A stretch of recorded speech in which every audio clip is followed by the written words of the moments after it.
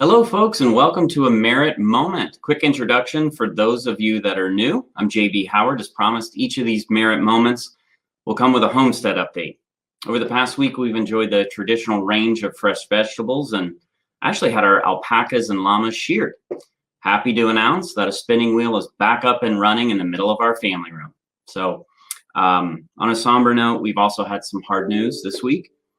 My son Kyler has a longtime friend. They've showed chickens together for years at the Knox County 4-H fair, been wrestling partners at the high school level. That young man is on life support, fighting for his life at Children's Hospital at this very moment. Please pray for him and his family as we are. If you've got a friend you've been meaning to call them. If you've got children, give them a hug and ask how they're doing. Really ask the right questions if you can. Mental health has been a real challenge over the last year and a half, certainly before that, but definitely over the last year and a half. So prayers go out to that family. Now, on a much lighter note, I've been working in the wealth management field since 2002, and now I'm making it my goal to pass on what I've learned over the years to people who are ready to make the most out of retirement planning. My desire and reason for showing up here today and every week through the rest of the year is to empower people to plan for retirement with the highest level of success possible. Merit Advisors, helping improve lives by making ideal choices. Today, we'll be discussing the difference between traditional IRA and the Roth IRA. This is one of the most frequent conversations or questions I've discussed and had in my office. IRAs they can be very confusing. The rules are changing constantly. And just as importantly, everyone's financial situation is different and not everyone can invest in a Roth IRA. So part of what I do is to help people understand the basic structure of each of these vehicles, to help you grasp these concepts in the best possible way. So with that, I've got some slides for you. Admittedly, this is a little more confusing than the other topics we have and probably will be covering. So I'm going to pull up some slides if I can for you now, and we've got some new software here. So I'm going to see if I can bring this up correctly. All right, there we go. All right, friends. So with that, we're going to talk about, as promised, the traditional versus Roth IRA. As we go through this chat, please note I'm sharing information with you that's straight from the updated report to Congress by the Congressional Research Service published in February of 2021. That said, the question becomes, why does Congress need to have an updated report on IRAs each year? Well, Congress needs this information because IRAs were created by the government to encourage people to save for retirement. IRAs were first authorized by ERISA, E-R-I-S-A, which stands for the Employee Retirement Income Security Act of 1974, and they were originally limited to workers without a pension. At that time, many people had pensions, unlike today, but some didn't. The government wanted to make sure they wanted to make retirement savings more appealing, if you will, for the people who didn't have a pension, and that's why the IRA was born. Looking at the timeline, though, we can see that the savings vehicle has only been an option for the last 47 years. After 1974, there were some laws passed that expanded who was eligible for an IRA, and essentially those new laws made it so that any wage earner and their spouse could get an IRA, but only if their employer did not sponsor a retirement plan for them, like a 401k, for instance. If their employer did sponsor a plan for them, there were income limits put in place by these new laws. They also put income limits on who could get a tax deduction for contributing to an IRA. These limits are still in place today, though they've clearly changed over the years. You can see the current limits on this table. Please be aware that this table is only for the traditional IRA.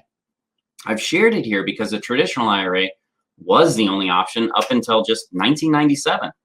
This table captures the laws that limit eligibility that were put in place in the 80s, but it also shows exactly what it means for us today in 2021, since this is the most recent data that we've got. Finally, the Taxpayer Relief Act of 1997 allowed for certain penalty-free withdrawals and authorized the Roth IRA, which provides tax-free growth from after-tax contributions. When the government creates something, it generally morphs over time, as we all know. I'd like to take a moment to point out that the 1997 law certainly makes sense to me when I look at what was going on at that time with IRAs. If we do the math, the people who started an IRA in 1974 were probably reaching the age when they were taking distribution in the early 1990s, and they were being hit with taxes they never expected. Now the government's initial IRA solution didn't look so appealing anymore because people were suddenly paying a much larger portion of their retirement fund to the government than they ever expected. To keep people from giving up on the government solution, this 1997 law created the Roth IRA, more or less as we know it today. Obviously, there's a lot more to it than that, but the timeline certainly points to this as part of what happened, and now why we have both a traditional and a Roth option. All right, enough about history and law. Let's figure out what's involved with each of these types of IRAs in 10 minutes or less if we can. Today, we're going to focus on the two main differences between the Roth and the traditional IRA. And they are 1, taxes, and 2, distributions. Many people know the traditional IRA lets you take or make, I should say, pre-tax contributions. And with the Roth IRA, contributions are after tax. But what does that mean exactly? Let's take a look at what pre-tax means first. For the sake of simplicity, let's talk about a guy named Ryan. Ryan's single, under 50, and has an income of $85,000. He's not covered by a retirement plan at work. This puts Ryan in a position to take the full deduction available if he contributes money into an IRA. For 2021, that deduction or contribution limit is $6,000. Ryan can contribute $6,000 into an IRA and have that deducted from his income. If he was 50 or older, he'd get to contribute an extra $1,000 called a catch-up, making his total allowed contribution $7,000 a year. Quick note, if you choose to contribute to a Roth IRA and a traditional IRA in the same year, your limit for all IRA contributions is still just a total of $6,000. Contribute any more than that, you'll get a lovely excess contribution tax of up to 6% if you don't withdraw that excess by tax day. Anyway, back to Ryan. He decides to open a traditional IRA and contributes $6,000 in 2021. When he files his taxes in April of 2022, his AGI, or adjusted gross income, has gone from $85,000 to $79,000. When his AGI was $85,000, he was in the 24% bracket. Now that the IRA contributions brought his income down to $79,000, he is in the 22% bracket. I think we can all see how that works. Ryan's now gone from a $20,400 tax burden, minus his deductions, of course, to a $17,380 tax burden. Ryan walks away with money in a retirement account and a few $1,000s in savings on his tax bill in that current year. But that money is tax deferred, or simply, as we call it around here, tax postponed. What that means is Ryan didn't have to pay income tax on $6,000 for this year, removing that amount from his income, put him in a lower tax bracket as we discussed, and that helped him have a lower tax bill in 2021. However, when he takes that money out of his retirement account, it will be taxed to the full extent of the law at whatever tax rate our government deems necessary. We'll get more to that when we discuss the withdrawals, but here's the major takeaway. Pre-tax contributions can be helpful if you're right on the verge of a lower tax bracket, or if you really want lower taxes for that current year. When deciding on which IRA works for you, you'll have to be realistic. Consider whether you're actually going to be in a better place, so to speak, to pay taxes on that money in retirement. You also have to consider whether you have enough money to pay the income taxes that are or have been deferred for retirement. So trust me, I know there's a lot that goes into this decision, and that's why talking to a professional can really help you strategize here. If you're not sure how to figure some of this out, please give our office a call and we can schedule a chat about your situation. We actually truly enjoy crunching these numbers. Now, for the Roth IRA, let's meet Stephen. He's single, under 50, and has an income of $100,000. Contributing to a traditional IRA would not put him in a lower tax bracket, and he's more concerned with his tax bills in the future. He tends to think the government will have a greater need for tax dollars going forward, leading to a tax rate increases by the time he retires. So Stephen believes he'll save money later if he lets his money grow in a Roth account. So he contributes $6,000 to a Roth IRA in 2021 and still pays income tax on that $6,000 a year contribution. When he wants to take out that original contribution, there will be no tax for him on that day, or the earnings if he times it right. This brings us to the differences between the IRAs that show up when it's time to withdraw your money, which is really the most important part.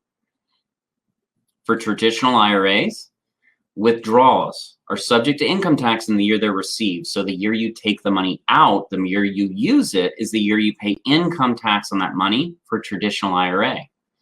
Complicating things, early distributions or withdrawals made before the age of 59 and a half. Early distributions may be subject to an additional 10% penalty. So with a traditional IRA, you can't really take money out until you're 59 and a half, or there's a penalty.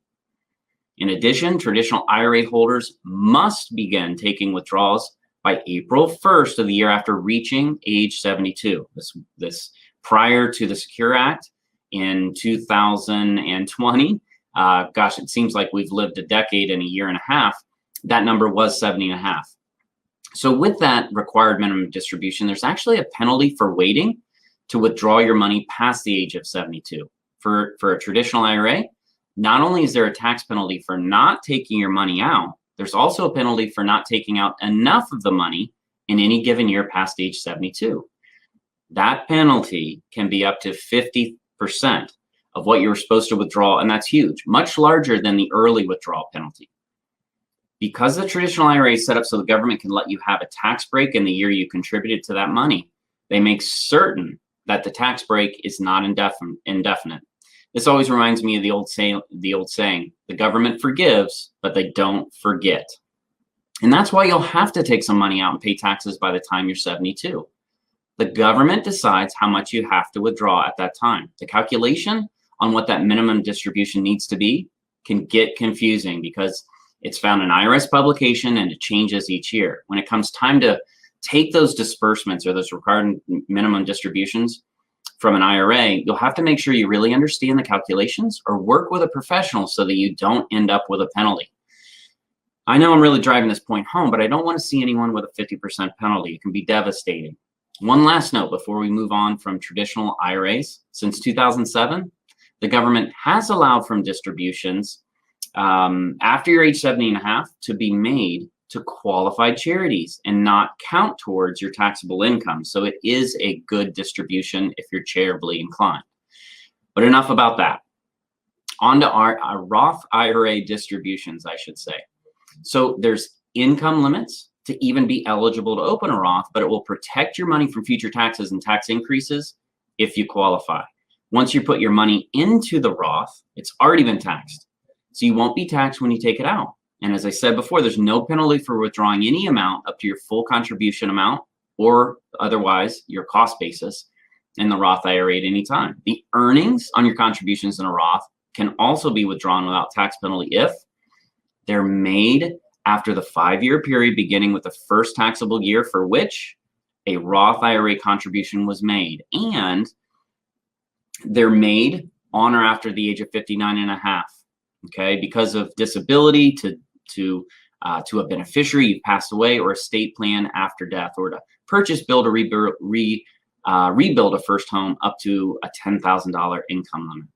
So if you're withdrawing under these circumstances, you're going to move forward tax-free. If you contributed money to your Roth and it earned $100,000 by the time you're 60, as long as you put it in over 5 years ago, the money's considered yours and you don't have to pay any taxes on it.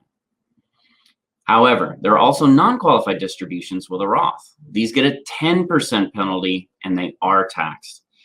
Now, if you withdraw your earnings before you're 59 and a half or before the 5 years is up for that contribution, you can end up with a tax bill as well as a 10% penalty.